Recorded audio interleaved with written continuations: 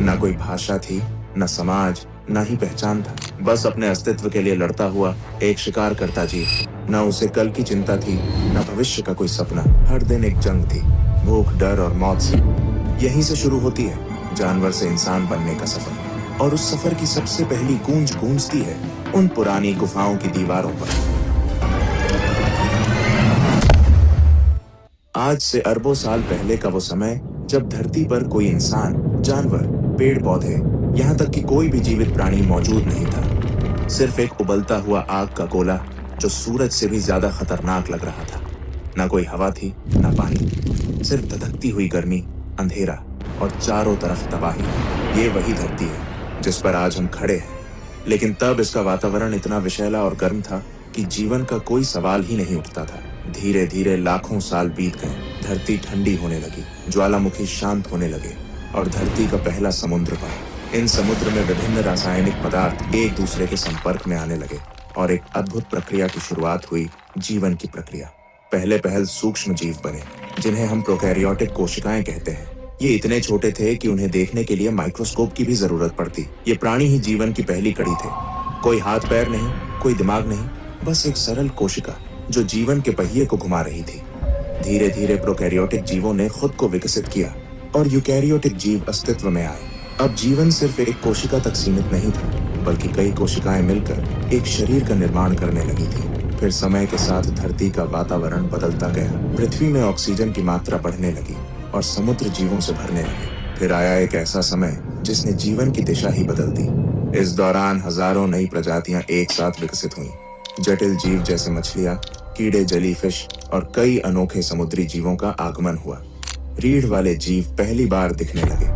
जीवन तेजी से विकसित होने लगा और फिर कुछ जीव पानी से बाहर निकलकर धरती पर भी अपने पैर जमाने लगे। कुछ मछलियां विकसित होकर उभयचर यानी एम्फिबियंस बन गईं, जिन्हें पहले पानी और फिर धीरे धीरे जमीन पर रहने की ताकत मिली। फिर आए सरीसृप यानी रेप्टाइल्स। ये वो जीव थे जिन्होंने धरती पर राज करने की शुरुआत की। इन सभी के बीच धीरे धीरे विकसित हुआ एक ऐसा समूह जिसने आगे चलकर पृथ्वी के सबसे बड़े साम्राज्य को जन्म दिया, डायनासोर। धरती का सबसे दिलचस्प दौर जब डायनासोर पूरी पृथ्वी में राज करते थे, जो लगभग 23 करोड़ साल पहले शुरू हुआ था। डायनासोरों की दुनिया सिर्फ एक जैसे विशाल जीवों की नहीं थी, बल्कि ये एक पूरी जैव विविधता से भरी दुनिया थी, जिसमें हर प्रकार का डायनासोर अपनी एक अलग पहचान और भूमिका निभाता था। कुछ डायनासोर शुद्ध रूप से शाकाहारी थे, जैसे ब्रैकियोसोरस, जो अपनी लंबी गर्दन से आसमान छूते पेड़ों की ऊंचाई तक पहुंच जाते और वहां के पत्तों को आराम से चबाते थे। इनके विशाल शरीर और शांत स्वभाव के बावजूद इनके चारों ओर हमेशा सतर्कता बनी रहती थी, क्योंकि शिकारी हर कोने में छिपे होते थे। वहीं ट्राइसेराटॉप्स जैसे डायनासोर अपने बड़े और मजबूत सींगों के साथ नजर आते थे, शांत स्वभाव वाले, मगर जरूरत पड़ने पर अपने दुश्मनों से टकरा जाने वाले योद्धा। दूसरी ओर मांसाहारी डायनासोरों की दुनिया कहीं ज्यादा खौफनाक थी। टायरेनोसोरस रेक्स को कौन नहीं जानता, विशालकाय जबड़े, नुकीले दांत और राक्षसी ताकत, जिसने इसे अपने समय का सबसे खतरनाक शिकारी बना दिया था। पर इससे कम खतरनाक नहीं थे वेलोसिरैप्टर्स, जो आकार में भले ही छोटे थे, मगर चालाकी, तेजी और टीम वर्क से अपने शिकार को चौंका देते थे। लेकिन डायनासोरों की कहानी सिर्फ धरती तक सीमित नहीं थी। कुछ ने आसमान में उड़ान भरी, जैसे प्टेरोडैक्टाइल्स और क्वेट्ज़लकोअट्लस, जिनके पंख इतने विशाल थे कि लगता था जैसे पूरा आकाश ही उनके कब्जे में हो। ये उड़ने वाले डायनासोर शिकार करने के लिए या लंबी दूरी तय करने के लिए आसमान में इधर उधर मंडराते रहते थे। और वहीं जब नजरें समंदर की गहराइयों में जाती हैं, तो वहां भी डायनासोरों जैसा जीवन मौजूद था। मोसासोरस जैसे समुद्री शिकारी अपनी ताकतवर पूंछ और जबड़ों से पूरे समुद्री जीव जगत पर राज करते थे, जबकि प्लीसियोसोरस अपनी लंबी गर्दन और तेज तैराकी के साथ गहराइयों में शिकार की तलाश में निकलते थे। यानी डायनासोरों का युग धरती, आकाश और समुद्र तीनों में फैला हुआ था और हर जगह वे अपनी अपनी दुनिया के बादशाह थे। डायनासोरों का साम्राज्य करीब 18 करोड़ साल तक चलता रहा, लेकिन फिर करीब 6.5 करोड़ साल पहले धरती पर एक विनाशकारी घटना घटी। एक विशाल उल्कापिंड मेक्सिको के युकाटन प्रायद्वीप से टकराया। इस टक्कर की ताकत इतनी जबरदस्त थी कि उसने आसमान में धूल और राख का अंधेरा फैला दिया। सूरज की रोशनी धरती तक पहुंचनी बंद हो गई तापमान गिरने लगा और सबसे पहले असर पड़ा पेड़ पौधों पर। जंगल धीरे धीरे सूखने लगे। जब पेड़ पौधे नहीं बचे तो शाकाहारी जीव भूख से मरने लगे, और जब शाकाहारी खत्म हुए तो मांसाहारी भी ज्यादा दिनों तक टिक नहीं पाए।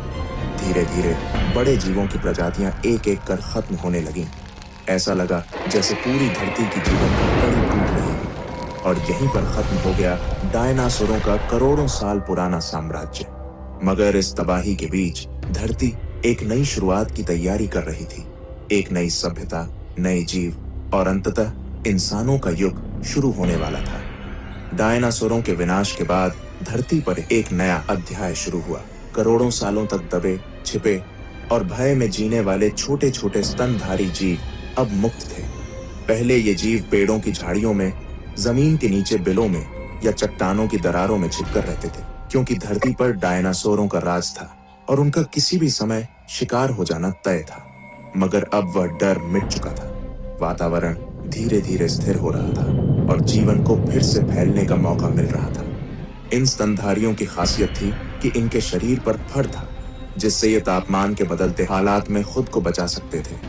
ये अपने बच्चों को जन्म देकर दूध पिलाते थे, जिससे उनकी संतानों की जीवन दर अधिक थी। जैसे जैसे समय बीतता गया, इन स्तनधारियों ने अपने पर्यावरण के हिसाब से खुद को ढालना शुरू किया।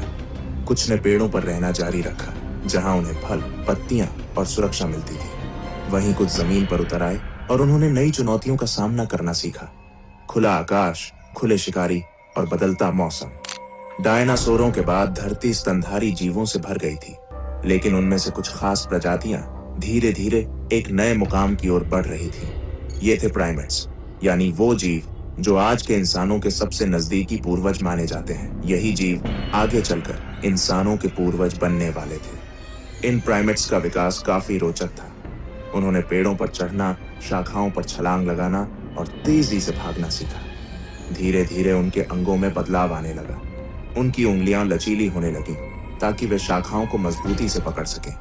उनके हाथ अब सिर्फ पकड़ने के लिए नहीं, बल्कि चीजों को घुमा फिराकर समझने और उपयोग करने के लिए बनने लगे। सबसे महत्वपूर्ण बदलावों में से एक था आंखों की स्थिति। अब उनकी आंखें सिर के सामने की ओर आ गईं, जिससे उन्हें गहराई और दूरी का बेहतर अनुमान होने लगा। यह बदलाव उन्हें पेड़ों पर छलांग लगाने और शिकारियों से बचने में बेहद मददगार साबित हुआ। समय के साथ प्राइमेट्स का दिमाग भी विकसित होने लगा। वे अब छोटे समूहों में रहने लगे, मिलजुल कर भोजन ढूंढते और एक दूसरे को खतरे से सावधान करते। सामाजिक जीवन की शुरुआत यहीं से हुई। समूहों में रहना और एक दूसरे से संकेतों के जरिए संवाद करना। सामाजिक जीवन की शुरुआत यहीं से हुई।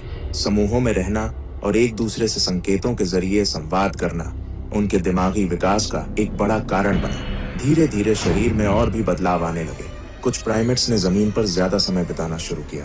शाखाओं पर लटकने वाले हाथ अब जमीन पर चलने में भी इस्तेमाल होने लगे। रीढ़ की हड्डी में हल्का झुकाव आया और शरीर की बनावट ऐसी होने लगी कि वे कुछ समय के लिए दो पैरों पर खड़े हो सके। यही वो समय था जहां इंसान बनने की दिशा में पहला कदम रखा गया। दो पैरों पर खड़े होना सिर्फ एक शारीरिक बदलाव नहीं था, ये संकेत था एक नई सोच, एक नए दृष्टिकोण और धरती पर आने वाले सबसे जटिल जीव, मनुष्य की शुरुआत का। आज से लगभग 20 लाख साल पहले इंसानी विकास की यात्रा ने एक नया मोड़ लिया। होमो इरेक्टस का उदय हुआ, जिसका अर्थ है सीधा खड़ा होने वाला मानव। यह हमारे पूर्वजों की इवोल्यूशनरी कड़ी में एक बेहद अहम पड़ाव था। होमो इरेक्टस न सिर्फ दिखने में पहले के प्राइमेट्स से अलग था, बल्कि इसकी क्षमताएं भी कहीं अधिक विकसित थीं। इनका मस्तिष्क पहले की तुलना में बड़ा और अधिक जटिल हो चुका था, जिससे सोचने, समझने और समस्याओं को हल करने की क्षमता बढ़ी। इनकी सबसे खास बात थी इनका शरीर। ये पूरी तरह दो पैरों पर सीधा चल सकते थे, जिससे इन्हें लंबी दूरी तय करने में आसानी होती थी। होमो इरेक्टस ने न सिर्फ चलना सीखा, बल्कि अपने हाथों का इस्तेमाल औजार बनाने के लिए करना शुरू कर दिया। पत्थर को तराश कर हथियार बनाना, लकड़ियों से साधारण उपकरण तैयार करना, ये सब उनके जीवन का हिस्सा बन गया था। लेकिन जो चीज उनके जीवन में सबसे बड़ा बदलाव लेकर आई, वो थी आग का प्रयोग। आग को नियंत्रित करना और उसका इस्तेमाल करना मानव इतिहास की सबसे क्रांतिकारी खोजों में से एक था। इससे खाना पकाना संभव हुआ, जिससे भोजन को पचाना आसान हो गया और पोषण भी बढ़ा। आग ने उन्हें ठंड से बचाया, जिससे अब वे ठंडे इलाकों में भी जीवित रह सकते थे। और सबसे अहम, आग ने उन्हें रात के अंधेरे और जंगली जानवरों से सुरक्षा दी। इस सब के साथ साथ एक और सामाजिक बदलाव हुआ। अब लोग आग के चारों ओर इकट्ठा होने थर नहीं, बल्कि हाथ कुल्हाड़ी, नुकीले भाले और पत्थर की चाकू, खुरचनी जैसे औजार तैयार किए जाने लगे। ये सिर्फ औजार नहीं थे, बल्कि यह इस बात का प्रमाण थे कि इंसान का दिमाग अब पहले से ज्यादा विकसित हो रहा था। वह अब अपने पर्यावरण को समझने और उसे अपने अनुसार ढालने लगा था।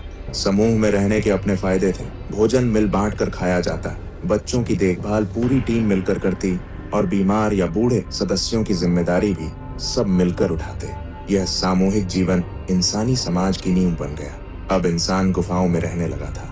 अंदर आग जलाकर रात बिताना, ठंड से बचना और सुरक्षा महसूस करना, ये गुफाएं इंसानों के पहले घर बन चुकी थी। लेकिन गुफाएं सिर्फ ठिकाना नहीं थी, ये अब पहली कला की जन्मभूमि बनने वाली थी। दुनिया भर की पुरानी गुफाओं में आज भी ऐसे चित्र मिलते हैं जिनमें हिरन, भैंसे, हाथी और इंसानों की आकृतियां उकेरी गई हैं। इन चित्रों ने इतिहास को एक नया आयाम दिया, क्योंकि अब इंसान केवल जी नहीं रहा था, वो सोचने, महसूस करने और अपनी भावनाओं को व्यक्त करने लगा था। ये पहली बार था जब मानव ने अपने विचारों को दीवारों पर उकेरना शुरू किया, और यहीं से कला, संस्कृति और आगे चलकर पूरी सभ्यता की शुरुआत हुई।